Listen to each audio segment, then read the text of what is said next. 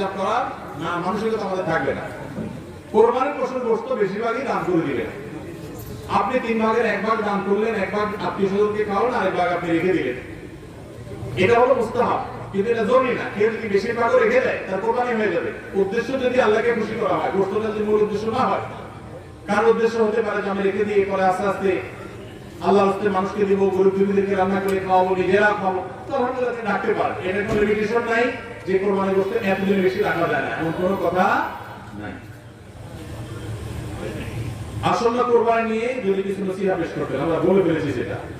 7 নামে কোরবানি দেওয়া যাবে কিনা, কোরবানি 7 নামে দিবেন কিনা? ভাইরা আমার, কোরবানি মূলত আল্লাহর নামে হবে, এটা আমাদের বলার ভুল। আমরা বলি 7 নামে কোরবানি, আসলে 7 নামে না, 7 জনের তরফ থেকে, 7 ব্যক্তির তরফ থেকে কোরবানি হয়, 7 ব্যক্তির পক্ষ থেকে কোরবানি হতে পারে। গরুতে, ওটে